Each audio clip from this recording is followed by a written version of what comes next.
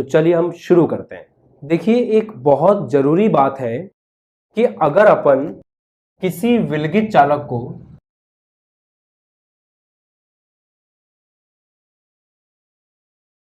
विलगित चालक का मतलब होता है ऐसा चालक जिसमें किसी और का प्रभाव नहीं है। विलगित का मतलब होता है आइसोलेट। आइसोलेट का मतलब होता है जिसे कोई दूसरा प्रभावित नहीं कर रहा है। अगर एक विलगित चालक को आवेश दिया जाता है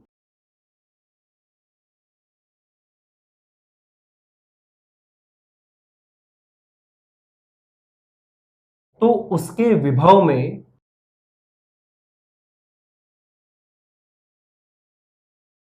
उसी अनुपात में वृद्धि होती है।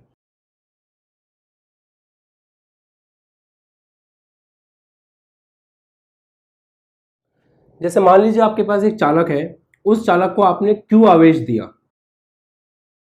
तो जितना आवेश आप उसको दोगे उसी अनुपात में उसके विभव में वृद्धि होगी। मतलब आपका आवेश Q जो है वो समानुपाती होता है विभव V के।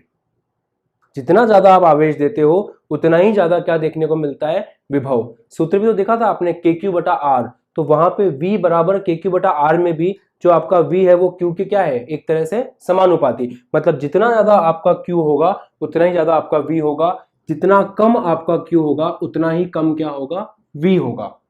अब आपको पता है कि अगर एक समानुपाती का चिन्ह हटता है तो एक नियतांक आता है। तो जैसे ही समानुपाती का चिन्ह हटेगा यहां पे एक नियतांक आएगा और वो नियतांक आपका है C। और इस नियतांक को अपन लोग बोलते हैं धारिता अर्थात कैपेसिटेंस। अब इसकी परिभाषा किस प्रकार बनाई जाए, ध्यान से सुनना। यहां से हम C को बोल सकते हैं Q बटा V। अब यदि आपका V 1 वोल्ट हो तो V की जगह आप 1 रखोगे तो C कितना आएगा, Q के बराबर। तो यहां से क्या परिभाषा निकल के आती है कि एक चालक के विभव को एक चालक के विभव को 1 वोल्ट से बढ़ाने में, एक चालक के विभव को 1 वोल्ट से बढ़ाने में जो भी आवेश देना पड़ता है वो उसकी धारिता के बराबर होता है। धारिता मतलब धारण करने की क्षमता। अगर 1 वोल्ट बढ़ाने में ज्यादा आवेश देना पड़ता है तो धारिता भी ज्यादा होगी।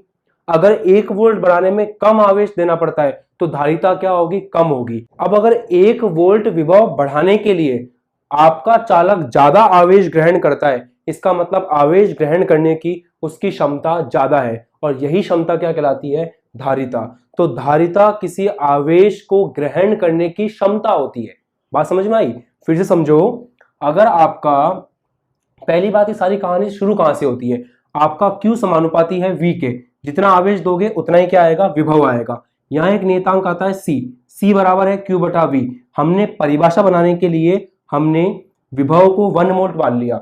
विभव को 1 वोल्ट माना है तो आपका ये 1 हो गया तो C बराबर क्या आ गया, Q। अर्थात किसी भी चालक के विभव को 1 वोल्ट से बढ़ाने में जो भी आवेश देना पड़ता है वो कहलाता है उसकी धारिता। अब अगर किसी चालक, 2 चालक है आपके पास, अगर किसी चालक में आप 1 वोल्ट बढ़ाने के लिए कम आवेश देना पड़ता है तो वो चालक की धारण करने की क्षमता कम है। दूसरे चालक में यदि 1 वोल्ट विभव बढ़ाने के लिए ज्यादा आवेश देना पड़ता है, इसका मतलब दूसरे चालक की आवेश को धारण करने की क्षमता ज्यादा है, इसलिए धारण शब्द से बन रहा है धारिता। आई बात समझ में? तो धारिता एक चालक के आवेश ग्रहण करने की क्षमता होती है। ठीक है, मैं लिखता हूं इस बात को।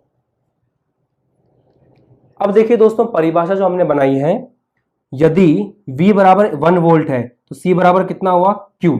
अर्थात चालक का विभव 1 वोल्ट से बढ़ाने के लिए, जो आवेश देना होता है, जो भी आवेश देना होता है वो चालक की क्या कहलाती है, धारिता। अगर आपके पास एक चालक कम आवेश के अंदर खुद का विभव 1 वोल्ट से बढ़ा लेता है, मतलब उसकी धारिता कम है। और अगर आपका चालक 1 वोल्ट विभव बढ़ाने के लिए ज्यादा आवेश को लेता है, इसका मतलब उसकी धारिता ज्यादा है। तो आप बोल सकते हो कि चालक की धारिता उसके आवेश ग्रहण करने की क्षमता का माप है। जितना ज्यादा धारिता होगी उसका मतलब उतना ही ज्यादा आवेश देना पड़ता है 1 वोल्ट विभव बढ़ाने के लिए। जितनी कम धारिता है इसका मतलब उतने ही कम आवेश देना पड़ता है 1 वोल्ट विभव बढ़ाने के लिए। आई बात समझ में?